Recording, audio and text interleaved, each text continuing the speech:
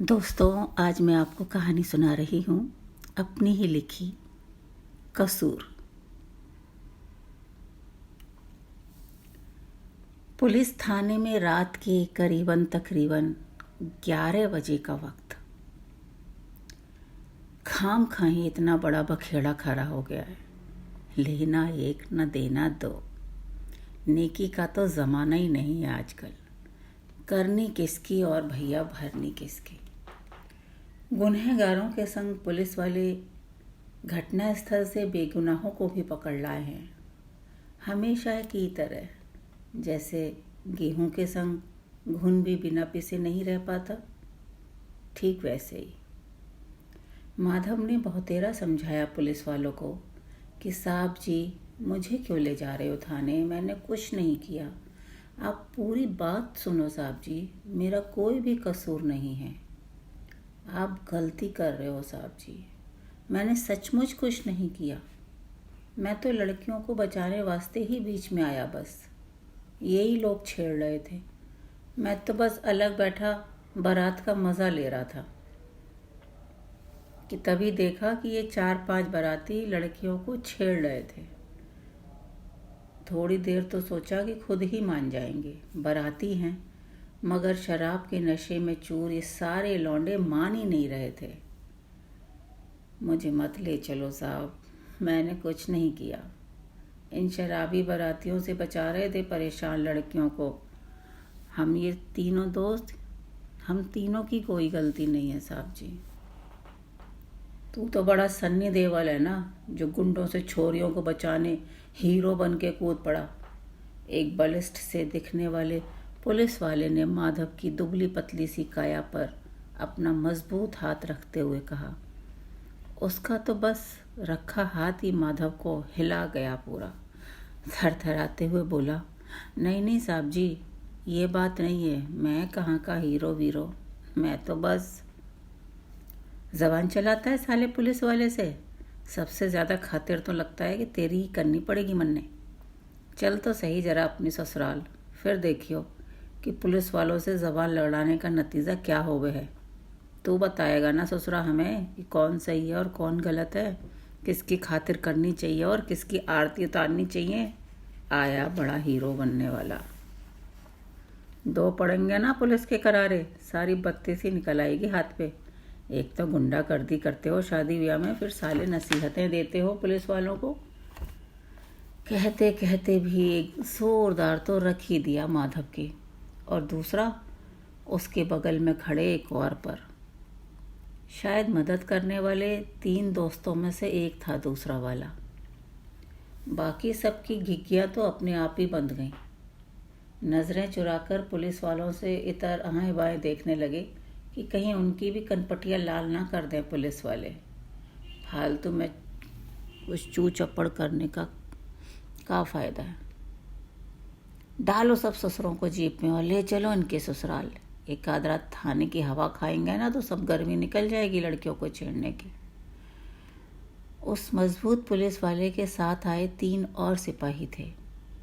अपने बॉस का हुक्म बजाने के साथ ही उन तीनों ने दोषी निर्दोष सबको भेड़ बकरियों की तरह लगभग ढकेलते ठेलते हुए से बाहर खड़ी पुलिसिया जीप में भर दिया। इस धकेले जाने की प्रक्रिया में माधव का सिर जीप के नुकीले कोने से टकरा गया। दर्द भरी घुटी घुटी सी एक चीख उसके मुंह से निकल पड़ी। कराहते हुए उसने एक बार पीछे मुड़कर देखा भी था शादी के घर की तरफ। उसे अपनी माँ कहीं नहीं दिखाई दी। माँ और वो दोनों ही तो अपने इस मोहल्ले की शादी में आए थे। पंडित जी की लड़की की शादी वैसे ही थी। अब मोहल्ले और आसपास के तो सब खुशी दुख में जाया ही जाता है। वह नहीं जाएंगे तो कोई उनके यहाँ कैसे आएगा। वैसे भी लड़की की शादी थी। माँ को इस बात की बहुत चिंता रहती है कि लड़की की शादी में जाओ चाहे ना जाओ, मगर लड़की की शादी में तो शगुन देने ज़रूर जाओ। साथ ही माँ का एक उसूल और भी कि लड़की की शादी में उन्हें कुछ खाना पीना नहीं है। माँ भी ना, अपने आप जैसे अकलौती है अपनी सी। पंडित जी न्योता देने भी खुद ही घर पर आए थे। माधव ने फर्ज निभाने वास्ते पूछा भी था, मेरे लायक कोई काम हो तो बताना पंडित जी। जैसी बुलबुल और सावित्री मेरी बहन, वैसी छाया भी। अरे बेटा, लड़की की शादी में तो बिना किसी भी विघ्न के बारात दुल्हन लेके चली जाए तो बस समझो सारे तीर्थ के पुण्य कमा लिए। बस यही सब ध्यान रख लेना कि शादी में कोई किसी तरह की गड़बड़ शड़बड़ ना हो जाए बस। पंडित जी ने जाते जाते उसका कंधा भी थपथपा दिया था। आंखें डबडबा सी हो आई थीं। बेटी विदा करने से बड़ा कोई दुख नहीं है इस दुनिया में शायद एक पिता के लिए। खुद माधव की बड़ी बहन की शादी भी तय हो गई है। अभी तो 5 महीने थे पूरे। पंडित जी की आंखों का भरभरापन वह महसूस कर सकता था। जीप के सबसे कोने में छिप कर बैठे, जैसे इतनी बुरी हुई खुद की भस से खुद को भी छिपा लेना चाहता हो। वह आंखों में आंसू भरे यही सोचता रहा है जब से कि आखिर उसका कसूर क्या है, गलत क्या किया है उसने आखिर। क्या उन लड़कियों को शरारती लड़कों से छिड़ते हुए देखता रहता चुपचाप? क्या उन्हें बचाने की खातिर आगे आकर गलत किया उसने? अगर यह गलत है तो फिर सही क्या है? उसकी माँ ने तो उसे हमेशा औरतों की इज्जत करना सिखाया है। लड़कियों औरतों की सुरक्षा के बारे में माँ काफ़ी सतर्क रहती है। खुद के 2 जवान बेटियां हैं ना, कुछ तो इस वजह से, दूसरे आए दिन के लड़कियों के साथ होने वाले हादसे। डरी रहती है हर वक्त। कई बार माधव ने भी की है मदद लड़कियों की, मगर आज जैसे पुलिस की हत्या तो कभी नहीं चढ़ा। पता नहीं पुलिस क्यों ढीठपना दिखा रही है। उन्होंने भरोसा ही नहीं किया उसकी बात का।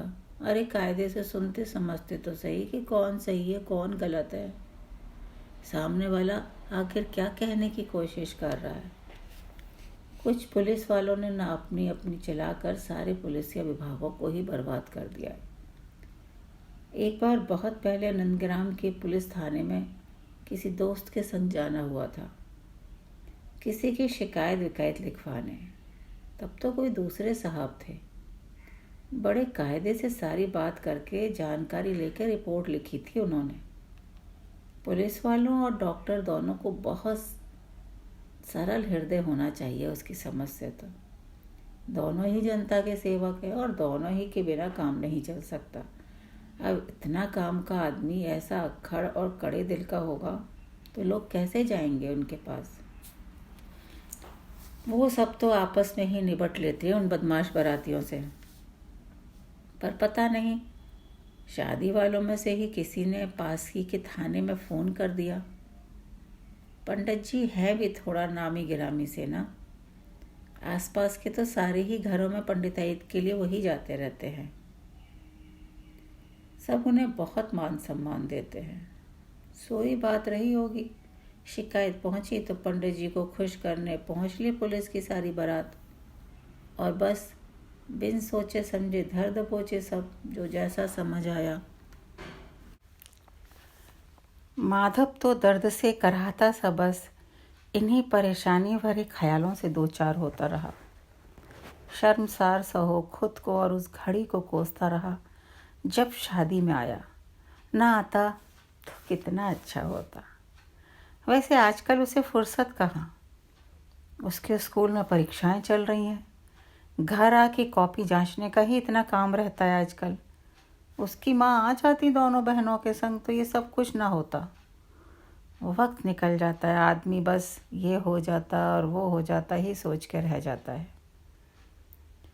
यूँ सही बताऊँ तो उसे अपनी नहीं, अपने साथ जुड़े लोगों की ज़्यादा चिंता हो रही है। उसे इस वक्त चिंता हो रही है अपने स्कूल की, जहाँ वो अध्यापक है। कैसा कैसा सोचेंगे ना उस स्कूल में सब उसके बारे में।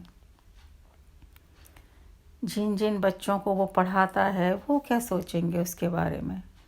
कैसे उसकी समझाई किसी भी बात पर वो भरोसा करेंगे जब गुरुजी ही ऐसे हों तो। चलो स्कूल और बाकी लोगों को तो जैसा होगा देखा जाएगा, खुद उसके घर में तो जैसे कयामत ही आ जाएगी। कहीं उसकी इस बदनामी का असर उसकी बहन की होने वाली ससुराल पर पड़ा तो। हे भगवान, ये क्या हो गया, क्या कर दिया ये सब अनर्थ तूने। खचाक के साथ एक झटके से जीप रुकी तो माधव के ख्यालों की तंद्रा टूटी। जिस बेदर्दी से पुलिस वालों ने उन सबको अंदर भरा था, उसी बेरहमी और बेदर्दी से उन सबको अंदर थाने में घुसेड़ दिया। लगी चोट पर पुनः खिंचाव के कारण एक सी फिर से उसके मुंह से निकल पड़ी। बाकी लोग भी दर्द से कराह उठे। अब वह पुलिस वालों के सामने न पड़कर साइड से 2-3 लोगों के पीछे सा हो गया है। वो नहीं चाहता कि खामखां फिर उस पर पुलिस वालों का गुस्सा फूटे। दोस्तों ने फटे में टांग अड़ाने को मना भी किया था माधव से उस वक्त कि सब सुलट लेंगे लड़की वाले अपने आप, क्यों आ वैल मुझे मार वाली बात कर रहा है। मगर उस वक्त खुद को बीच में आने से रोकना उसके लिए मुश्किल काम था। उसके सामने कोई लड़कियों को छेड़े और वो बस खामोशी से देखता रहे, ना ना ना ना, कभी नहीं। अगर उसकी जगह उसकी बहनें होती तो काट के न रख देता बहनों पर बुरी नज़र डालने वाले किसी को भी। बस तो अपनी माँ और बहनों का ख्याल आते ही वह ताव में आ गया था और आ गया सामने लड़कियों को बचाने। प्यार से समझाते समझाते भी नौबत हाथापाई की आ गई थी। लड़कियां तो समझदारी का परिचय देती हुई मौका देखते ही भीतर भाग ली थी और दारू वारू तो बाराती लड़के पिए हुए थे ही। मामला शान के खिलाफ लगने लगता कि ऐसे कैसे किसी ने उन पर हाथ उठा दिया। बाराती हैं वो, तो जो मन चाहेगा वे करेंगे। हिम्मत कैसे हुई किसी को उनके बीच में बोलने की और उन पर हाथ उठाने की। ये तो सरासर अपमान हो गया भैया दूल्हे के खास दोस्तों का। बस फिर बात तो इज्जत पर आ गई ना कि रोक सको तो रोक लो, देखें क्या कर सके हो। दोनों ही साइड से खूब गाली गलौज और मार पीटी शुरू हो गई। माधव को पिटते और पीटते देख उसके दोस्त भी अपने दोस्त को बचाने मैदान जंग में कूद पड़े। दोस्तों के कुछ और दोस्त भी आ गए बीच में। शादी का आंगन युद्ध का सा अखाड़ा बन गया। बस तो फिर किसी शुभ चिंतक ने पास ही के पुलिस थाने में फ़ोन कर दिया, चूँकि वहीं के इलाके का थाना था और पंडित जी का निमंत्रण भी वहाँ पर पहुँचा था। सो बस आनन फानन में ही पुलिस आ गई और ये सब कांड हो गया। थाने पहुँच हिम्मत कर माधव और उसके दोस्त फिर उसी मजबूत से दिखने वाले पुलिस वाले के आगे आके मिमियाने से लगे थे। लग गया था कि यही महोदय शायद इस थाने के इंचार्ज है। साहब जी छोड़ दो साहब जी, सचमुच में हमने कुछ नहीं किया, यही बारात में आए वालों की हरकत है सब। माधव ने वहीं खड़े बाराती वाले लड़कों को, पुलिस वालों को उनके इशारा करते हुए कहा। पुलिस के हत्थे चढ़ते ही कुछ उतर गई थी जिनकी, और कुछ उतर गई वहाँ थाने पहुँचते ही। अब तो सब सर झुकाए अपराधियों से खड़े थे। जहाँ पहुँच अच्छे अच्छे सूरमा भी फुस हो जाते हैं। इस बार थानेदार जी ने सुनी कुछ। समय बढ़ने के शायद उन्हें या तो घर जाने की जल्दी थी या फिर कहीं रात की दवा दारू का इंतज़ाम था। घूरते हुए से मुर्दा से बनाए उनके चेहरों को देखा। फिर वही पुलिसिया अंदाज में पूछा रौब से, क्यों वे सही कह रहे हैं क्या ये लोग? तुम लोगों ने किया था ये सब अखेड़ा शुरू? अब उन सब ने होशियारी दिखाते हुए चुप्पी धारण कर ली, जैसे मुंह में ज़ुबान ही ना हो। पागल कुत्ते ने थोड़ी ना काटा था उन्हें, जो खुद को मुसीबत में डाल दुश्मन को बाहर निकलने का रास्ता दिखा देते। वैसे भी कौन सा गुंडा बदमाश अपना जुर्म कबूल करता है। महिला सशक्तिकरण का बोलवाला वैसे ही ये लड़कियां कहीं झूठे को भी शिकायत कर दें तो बस गए भैया बच्चू काम से। उन लड़कों को कतई चुप्पी धारण करते देख थानेदार जी के शांत समंदर में फिर से क्रोध रूपी बुलबुले उफन पड़े। दहाड़ कर बोले, मुंह में जुबान नहीं है क्या? पूछ रहा हूँ कुछ, किसी से डाल दूँ लॉकअप में? ऐसी वैसी कोई बात नहीं सर जी, इन साहब को ही हीरो बनने का शौक़ लग रहा था। बेकार ही बात इतनी बढ़ गई। छोड़ दो सर जी, हमें तो कॉलेज में पढ़ने वाले स्टूडेंट्स हैं, दोस्त की शादी में मज़े करने आए थे बस। अभी तो हमारे घर में भी पता नहीं है कुछ। इन हीरो भैया ने देखो कितना पीट दिया है। मेरा तो दर्द के मारे हाथ ही नहीं उठ रहा। मुझे भी इतना मारा है इन लोगों ने कि लगता है हाथ की हड्डी वड्डी टूट गई है। अपने एक दोस्त को बोलता देख एक दूसरे ने भी कुछ मुंह खोला। फिर तो एक के बाद एक तीनों चारों लड़के बोलने लगे और इस मामले में अच्छा खासा हीरो बन रहा माधव विलेन सा बन गया। चुप चुप करो सालो, बिल्कुल सब चुप। नाक में दम कर रखा है आधी रात में। बहुत मज़ा आता है ना लड़कियां छेड़ने में। सालों जब 7 साल की सज़ा काटोगे ना कैद खाने में, सब नशा हिरन हो जाएगा लड़की छेड़ने का। कहने के साथ ही कुछ पलों को शांत हुआ थानेदार जी का गुस्सा फिर फट पड़ा और कहने वाले की कनपटी पर झन्नाटेदार झापड़ के रूप में सुनाई पड़ा। अचानक हुए इस हमले से वह लड़का जोर से कराहता हुआ वहीं ज़मीन पर फैल गया। तभी वहाँ एक और पुलिस वाले की एंट्री हुई। वह शायद उन सबका भी बॉस था। उसे देख बाकी सब तुरंत अटेंशन की मुद्रा में आ गए। शोर शराबा सा देख उसने घुसते ही फटकार सी लगाई। क्या हो रहा है ये सब? थाना है, कोई शादी नहीं जहाँ तुम लोग मौज मस्ती कर सको। कहने के साथ उसने पहले वाले पुलिस को भी हुक्म दिया है, बंद कर दो सबको अंदर। जिसका जो भी करना है सुबह देखेंगे। पंडित जी ने फ़ोन पर बताया अभी सारा वाक़या। बड़े दुखी हैं बेचारे कि हम लोगों के होते उनकी लड़की की शादी में ऐसा व्यवधान पड़ा। उनकी ख्वाहिश है कि छोड़े नहीं किसी को भी सीधे सीधे। इन जैसे गुंडों ने शरीफ लोगों का जीना मुश्किल कर रखा है। खैर देखते हैं सुबह। अब तो वैसे भी बहुत टाइम हो गया है। मुझे भी थोड़ी देर को पंडित जी के यहाँ लिफाफा देने जाना है। सुबह देखते हैं, ध्यान रखना यहाँ का। ये कह ड्यूटी निभावे साहब तो चलते बने पंडित जी की दावत उड़ाने, और इधर सब बेचारे मन मसोस कर ही रह गए। सबको इस हालत में देखकर माधव खुद को कसूरवार समझने लगा। व्यर्थ ही उसकी सोच उसके दोस्तों के लिए मुसीबत बन गई थी। गहराती रात की खामोशी और ऐसे हालात, माधव को अपनी नहीं अपनों की चिंता हो रही है। दोस्तों के साथ उसका मन अपनी माँ और बहनों के लिए भी भटक रहा है। अब सबसे ज़्यादा तो बड़ी बहन के हुए रिश्ते की तरफ। उसकी वजह से अगर इस रिश्ते पर कोई बुरा असर पड़ा ना, तो वो खुद को कभी माफ़ नहीं कर पाएगा। जैसे तैसे इतना अच्छा रिश्ता मिला है, वो भी बिना किसी मांग के। कुछ ऐसा वैसा हुआ तो फिर आगे कैसे ठीक होगा सब? कौन जोड़ेगा उसकी बहन से रिश्ता? माँ और बहनें किस किस को समझाएंगी हकीकत, और कैसे? असली हकीकत तो बस अब यही बन जाएगी कि माधव को पुलिस पकड़ कर ले गई और मुजरिमों की तरह वह उनकी कस्टडी में रहा। कुछ तो सच ज़रूरी रहा होगा ना। यूँ बिना आग के तो धुआं नहीं उठता। जितने मुंह उतनी बातें। और जैसे तैसे तो मौसा के कहने पर माँ ने बमुश्किल ही स्कूल में नौकरी लगवाई थी उसकी। अब इस बदनामी के चलते ये भी चली गई हाथ से तो। और एक अपराधी की बात अब कौन सुनेगा उस स्कूल में? सोच सोच कर माधव के दिमाग की नसें फटी जा रही हैं। घड़ी की बढ़ती सुइयों के साथ साथ के सारे दोस्त और बाकी के लड़के डर, दहशत और चिंता में अपनी आंखें बंद किए पड़े हैं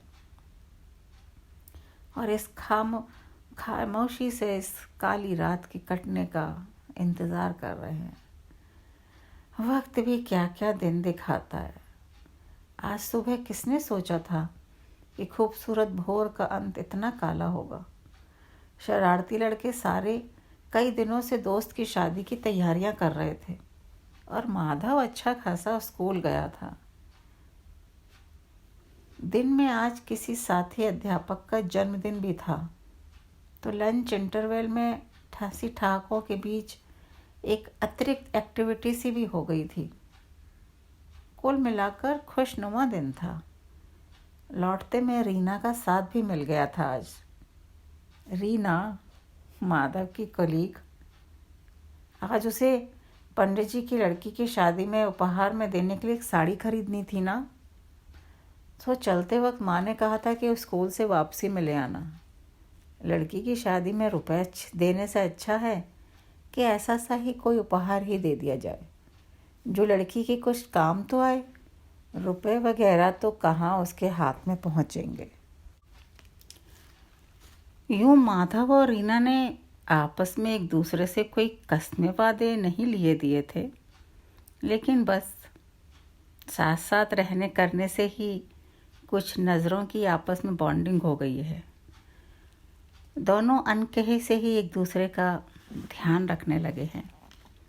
जबकि दोनों ही अपनी पारिवारिक जिम्मेदारियों के तहत अपने बारे में सपने देखने बुनने के अधिकारी नहीं हैं, फिर भी दिल के मामले खुद ही इन सब मजबूरियों, मायूसियों और जिम्मेदारियों से अलहदा अपनी एक मनभावन सी दुनिया बसा लेते हैं।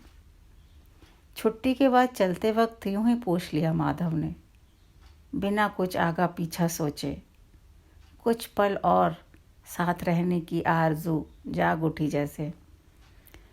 शादी में देने को एक साड़ी खरीदवा दोगी? मुझे तो इस विषय में ऐसी कोई जानकारी नहीं है। माँ भी ना हर काम मुझ पर ही छोड़ देती हैं। कहते वक्त अनायास ही दिल में कंपन सी हुई थी। कहीं मना कर दिया तो? हाँ, क्यों नहीं।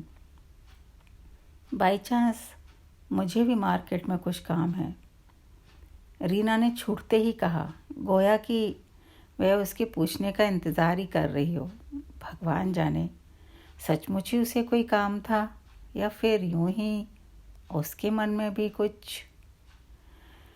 खैर, बात चाहे जो भी हो, माधव को उसकी इस हाँ से बहुत अच्छा लगा था। लगा कि भगवान से इस वक्त कुछ और नामुमकिन सा भी मांग लेता तो शायद वो भी मिल जाता। इतना अच्छा बाजार जाके उसे कभी नहीं लगा था इससे पहले। हाँ, नुकसान भी हो गया था उसकी जेब का थोड़ा। माँ ने कहा था कि 500 तक की साड़ी ले लेना, लेकिन रीना ने जो साड़ी पसंद की वह 625 की आई। अब आई तो आई।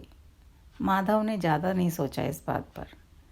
रीना उसके साथ थी आज, उसके लिए बहुत बड़ी खुशी थी ये। सचमुच इसीलिए कहते हैं कि जब आदमी प्यार व्यार में होता है ना, तो वो एक अलग टाइप के से जोश और जुनून से भर जाता है। छोटी मोटी बातें, परेशानियां उसे विचलित नहीं करती। सब अच्छा अच्छा सा लगता है। लेकिन इस वक्त रात गुजार रहे थाने में माधव को ये बात छोटी नहीं लग रही। इस घटना ने तो उसे भीतर तक हिला दिया है। खूबसूरत दिन की, रीना के हसीन साथ की मधुर स्मृतियाँ उसे इन पलों में भयानक लग रही हैं। कहीं इस घटना की वजह से रीना उससे दूर हो गई तो? अभी तो प्यार के 2.5 अक्षर जुबान तक भी नहीं आ पाए हैं दोनों के। और रात की ड्यूटी का सिपाही वहीं कुर्सी पर पड़ा पड़ा कभी ऊँघ रहा था तो कभी झपकियाँ ले रहा, और वहीं ये सब फालतू के अपराधी अपनी अपनी सोचों में खोए इस काली निशा के बीतने का इंतज़ार कर रहे हैं। सुबह करीबन 9:45 और 10 के बीच में वे ही कल घटना स्थल वाले बलिष्ठ से थानेदार महोदय तशरीफ से लाए हैं। तभी रोती बिसूरती सी माधव की माँ भी वहाँ आ गई है। कैसे तो उस बेबस दुखिया ने रात काटी होगी। आह, जिसका इकलौता सहारा ऐसी मुसीबतों में घिर जाए। अपनी अब तक की जो भी जमा पूंजी थी सब इकट्ठी कर एक कपड़े की थैली में डालकर ले आई है थाने, और उन्हीं थानेदार जी को थमाते हुए बोली है, छोड़ दो मेरे बेटे को माँ बाप, मैं गारंटी लूँ इसकी, इसने ऐसा वैसा कुछ ना किया, बहुत शरीफ है मेरा बेटा। मुझ गरीब की तो यही सारी जमा पूंजी है, बड़ी बेटी की शादी के लिए रख रखी है, आप ले लो इसे, बस छोड़ दो मेरे बेटे को। बड़ी मेहरबानी होगी साहब। कहने के साथ ही माधव की माँ ने हाथ भी जोड़ दिए हैं और साथ ही सिर भी झुका दिया है। सुबह की ताजगी का ही असर रहा होगा कि वे तुरंत बोले, अंदर रखो इन सबको, इसकी ज़रूरत नहीं है। अब चूँकि शिकायत हुई है इन सब के खिलाफ तो कार्यवाही तो कुछ ना कुछ करनी ही पड़ेगी ना।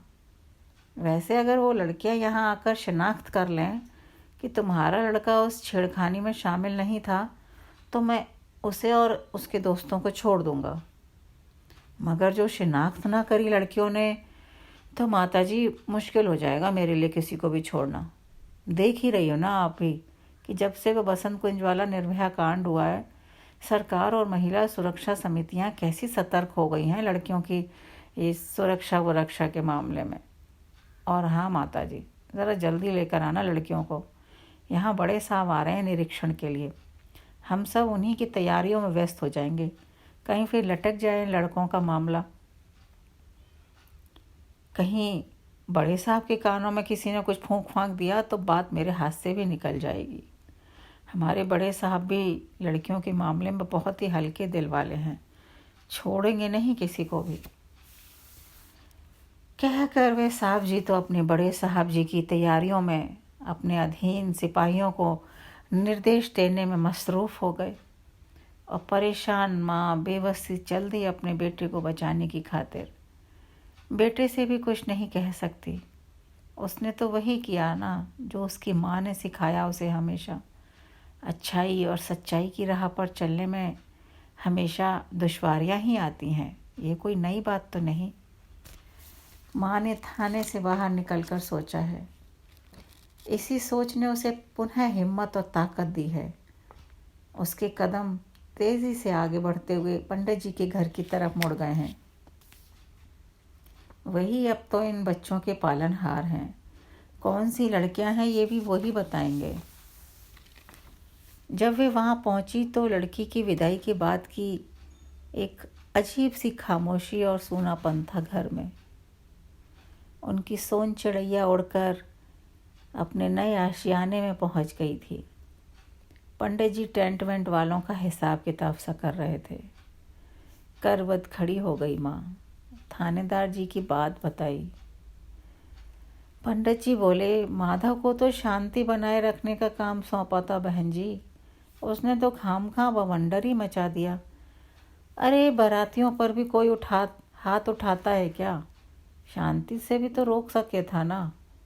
पुलिस आ गई बेकार ही शादी के घर में।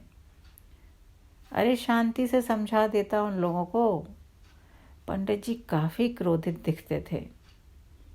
बात भी सही थी आखिर, माँ का खुद ही इस बारे में यही मत था, लेकिन अब खैर आगे के लिए सबक लेके पंडित जी को जैसे तैसे लड़कियों का अता पता बताने की गुहार लगाई माँ ने। नरम पड़े पंडित जी भी कुछ। माधव की शराफत तो पूरे नंदग्राम में मशहूर थी। नंदग्राम गाजियाबाद शहर से ही सटा कस्बाई इलाका। इत्तेफाक से तीनों चारों लड़कियां पंडित जी की रिश्तेदारी थीं, घर में ही थीं अभी तक। रात की घटना अभी तक सबको परेशान किए हुए थी। पंडित जी के कहने पर वह मुश्किल थाने जाने को तैयार हुई। सोचा कि बेगुनाहों को सज़ा नहीं मिलनी चाहिए उन लोगों की वजह से, नहीं तो आगे से कोई शरीफ आदमी मुसीबत में पड़ी लड़कियों की मदद नहीं करेगा। भगवान की कृपा से बड़ी नेक समझ पाई लड़कियों ने, मना कर देती थाने चलने को तो। माँ ने हाथ जोड़ जोड़ कर बार बार भगवान का धन्यवाद किया। खैर चारों तो नहीं, मगर उनमें से 3 माधव की माँ के साथ चलने को राज़ी हो ही गईं। थाने पहुंचकर उन्होंने माधव और उसके दोस्तों की बेगुनाही की गवाही दी।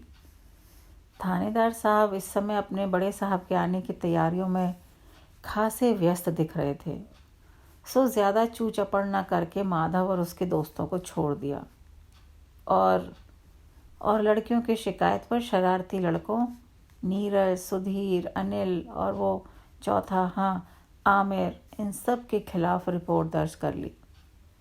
रिपोर्ट लिखवा रही लड़कियों को चारों बेचारे बहुत उम्मीद से देख रहे थे। एक ने तो बाकायदा हाथ ही जोड़ रखे थे, मगर लड़कियों का दिल नहीं पसीजा। रात जब से ये सब हुआ है, सारे लोगों का केंद्र बिंदु वही लोग बनी हुई हैं। माँ बाप रिश्तेदार डांट फटकार रहे हैं तब से सो अलग। कोई उनके मेकअप को दोष दे रहा है तो कोई उनके कपड़ों को। किस किस को समझाएं बेचारी कि दोष सिर्फ बुरी नज़रों का होता है, कपड़ों और मेकअप का नहीं। नरम दिल होने का तो कोई मतलब ही नहीं है ऐसी बुरी नज़र वालों के लिए। तो सड़ो अब जेल में, आगे से इज्जत तो करोगे लड़कियों की। माधव और उसके दोस्तों ने बाहर निकलते ही खुली हवा में चैन की सांस ली है। थाने में काटी इस एक रात ने उन्हें दिन में ही तारे दिखा दिए हैं। आज़ादी की हवा को अपने अंदर तक महसूसते हुए सब अपने अपने रास्ते मोड़ लिए हैं। माधव भी अपनी माँ का हाथ पकड़कर अपने घर की तरफ ऐसे तेजी से भागा है कि मानो थानेदार जी फिर से आके उसे दबोच लेंगे। बहुत डर गया है वो दिन है और कई महीनों बाद आज का दिन है। उसने ऐसे किसी भी कसूर को करने से तौबा कर रखी है जिससे उसकी और उसके परिवार की मुश्किलें और बढ़ जाएं। उस सीधे साधे आदमी के लिए इतना ही काफ़ी है कि वो अपना और अपने परिवार का ध्यान रख ले बस। बहन का रिश्ता बमुश्किल बचा है और रीना को भी बमुश्किल यकीन दिला पाया है उसका कि कोई कसूर ही नहीं था उसका। दोस्तों, आज की कहानी बस यहीं तक। मुझे पूरी उम्मीद है कि मेरी सुनाई कहानियाँ आपको ज़रूर पसंद आ रही होंगी। और हाँ, अगर पसंद आ रही हो तो मेरे इस चैनल को आप लाइक करिए, कमेंट करिए और सब्सक्राइब करिए। आपका बहुत बहुत शुक्रिया। ऐसी अच्छी अच्छी कहानियाँ मैं फिर आपके लिए लेकर आती रहूँगी। तब तक अपना ध्यान रखिए, अपनों का ध्यान रखिए। नमस्कार।